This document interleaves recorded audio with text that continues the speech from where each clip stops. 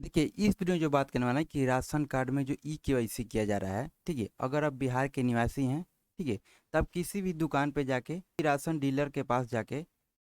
आप ई-केवाईसी करवा सकते हैं। लेकिन बिहार के निवासी हैं और बाहर रह रहे हैं, बिहार से बाहर रह रहे हैं, ठीक है? तो उन लोग का कैसे आपको ई-केवाईसी करना है, उन लोग का इसके रिगार्डिंग यहाँ पर सूचना जारी किया गया है। चैनल पर नए हैं तो चैनल को सब्सक्राइब कर लीजिए। जैसा कि देख रहे हैं सूचना जो जारी किया गया है, बिहार सरकार खाद्य एवं उपभोक्ता संरक्षण विभाग की तरफ से किया गया है। ये नोटिस है ई-केवाईसी के रिगार्डिंग यहाँ पे किया गया है। महत्वपूर्ण सूचना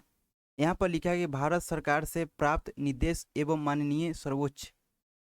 सर्वोच्च न्यायालय नई दिल्ली में दायर वाद में प्राप्त आदेश के आलोक में राष्ट्रीय खाद्य सुरक्षा अधिनियम अंतर्गत राशन कार्डधारियों के सभी सदस्यों का ई-केवाईसी आधार से लिंक कराया जाना है। ठीक है, देखें तो यहाँ पर नीचे लिखा है कि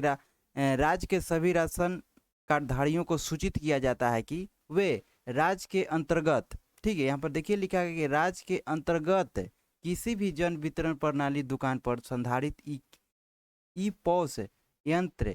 के माध्यम से निःशुल्क ई-केवाईसी आधार से लिंक करा सकते हैं। बिहार के निवासी हैं तो बिहार के, ठीक है, आप किसी भी जन वितरण प्रणाली की दुकान पर जाके आप ई-केवाईसी करवा सकते हैं। ये नहीं कि आप जहाँ राशन उठाते हैं वहीं पे जाके कराना है। आप किसी भी, यहाँ पर देखिए क्लियर लिखा है कि किसी भी जन वितरण प्रणाली दुकान पर, ठीक है, ई पॉस मशीन के माध्यम से आप ई-केवाईसी करवा सकते हैं। और यहाँ पर देखिए इंपॉर्टेंट यहाँ पर और भी यहाँ पर बताया गया है कि साथ ही राज्य के वैसे राशन कार्डधारी जो अपनी आजीविका या अन्य कारणों से राज्य से बाहर, इन 12 राज्य से बाहर रह रहे हैं, जैसे लिखा गया है कि गुजरात हो गया, हिमाचल प्रदेश हो गया, झारखंड हो गया, कर्नाटक हो गया, उड़ीसा हो गया, पुडुचेरी हो गया, राजस्थान हो गया, तमिलनाडु हो गया, तेलंगाना हो गया, उत्तराखंड हो गया, उत्तर प्रदेश एवं पश्चिम बंगाल को छोड़कर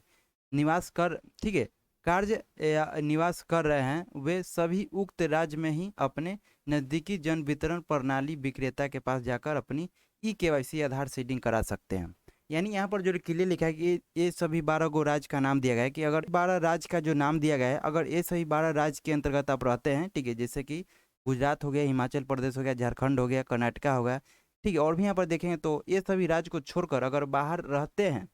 ठीक है, बाहर राज्य में रहते हैं, तो आप वहीं पर ई-केवाईसी करवा सकते हैं। लेकिन आप गुजरात में रहते हैं, हिमाचल प्रदेश में रहते हैं, झारखंड में रहते हैं,